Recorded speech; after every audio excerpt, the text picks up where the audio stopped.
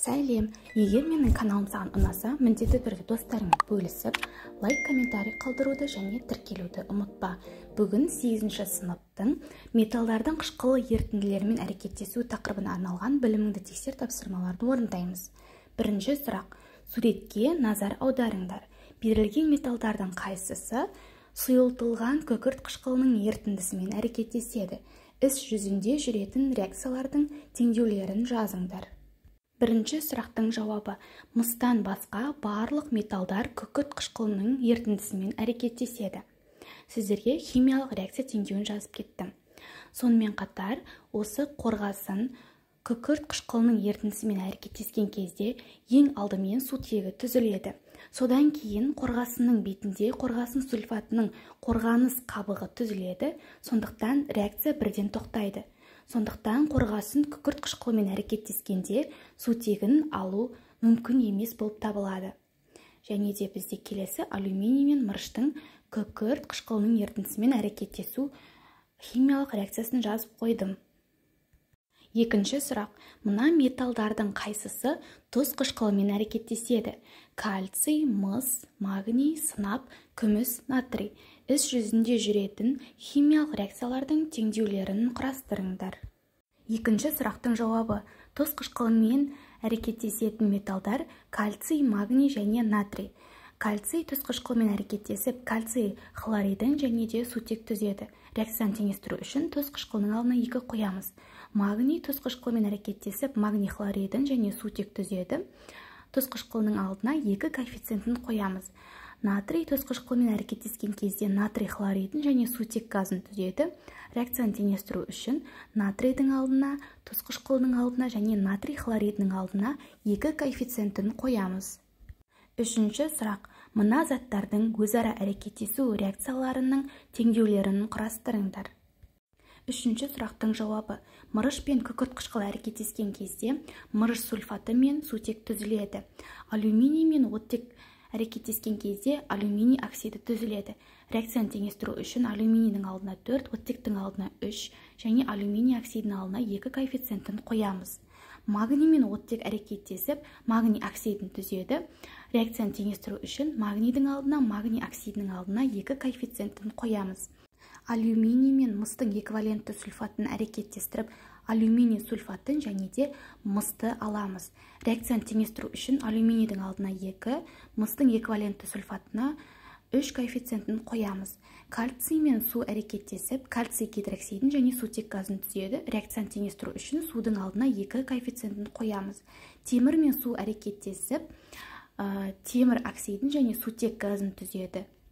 Төртінші сұрақ. Химиялық реакцияларды аяқтап теңестіріңдер. Төртінші сұрақтың жауабы: химиялық реакцияларды аяқтап теңестірдім. Сіздер өздеріңіз талдап, қай жерге қандай коэффициент не үшін қойылғанын анықтап, дәптерлеріңізге жазып алсаңыздар болады.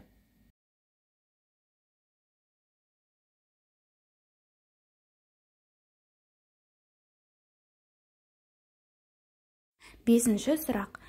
Реагенттер мен өнімдерді сәйкестендіріңдер. Темір мен күкірт қышқылы әрекеттескен кезде темірдің эквивалентті сульфаты мен сутек газы шығады. Сынап пен тұз қышқылы арасында реакция жүрмейді. Барий мен күкірт қышқылы әрекеттескен кезде барий сульфаты мен сутек газы шығады. Алтыншы сұрақ. Металдардың белсенділік қатары қандай ақпаратты көрсетеді? Ондағы металдар қандай принцип бойынша орналасқан? Алтыншы сұрақтың жауабы: Бекетов металдардың белсенділік қатарын ұсынған. Бұл қатар металдардың сутекті ығыстырып шығару қабілетін көрсетеді. Металдардың белсенділік қатарында сутекке дейін орналасқан металдар қышқыл ерітінділерінен және су құрамынан азот қышқылынан басқа сутекті ығыстырады, ал сутектен кейін орналасқан металдар сутекті ығыстырмайды. Жетінші сұрақ. Белсенділік қатарында орналасқан металдардың қайсысы қышқыл ерітінділерінен сутекті ығыстырып шығарады? Мысалы келтіріңдер.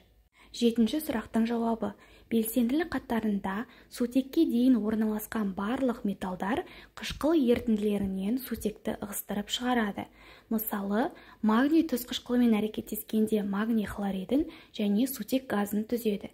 Реакцияны теңестіру үшін тұз қышқылының алдына 2 коэффициентін қоямыз. 8-ші сұрақ. Металдар қышқылдармен әрекеттескенде түзілген сутекті қандай әдіспен анықтауға болады? 8-ші сұрақтың жауабы. Реакция барысында төңкерілген шарға немесе колбаға сутекті жинаймыз, сіріңкені жағып жақындатамыз. Сол сәтте сутегінің мөлшеріне байланысты ол жанады немесе жарылады. Сутегі газын жаққанда қатты дыбыс шығады. Сонымен қатар спектрлік талдау арқылы сутек газын анықтауға болады. 9-ші сұрақ. Қышқылдар мен қышқыл қалдықтарын атаңдар.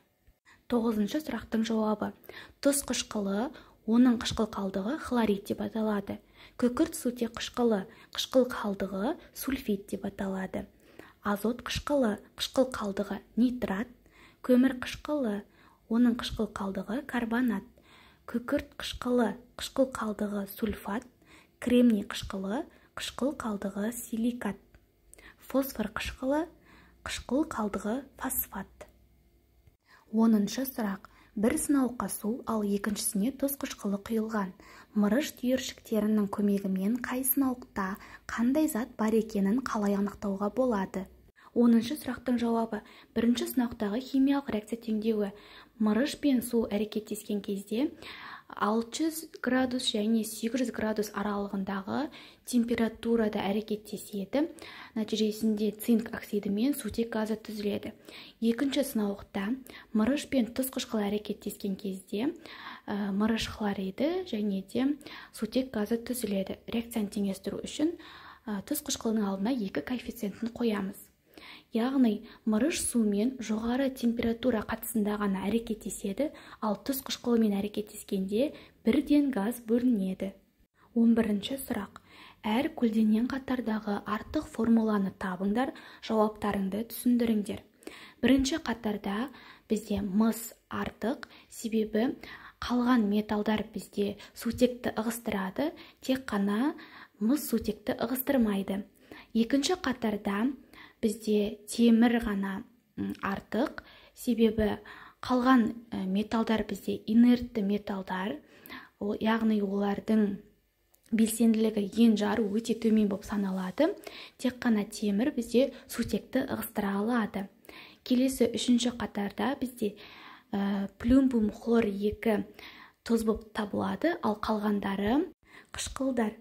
Осымен біліміңді тексер тапсырмалар аяқталды.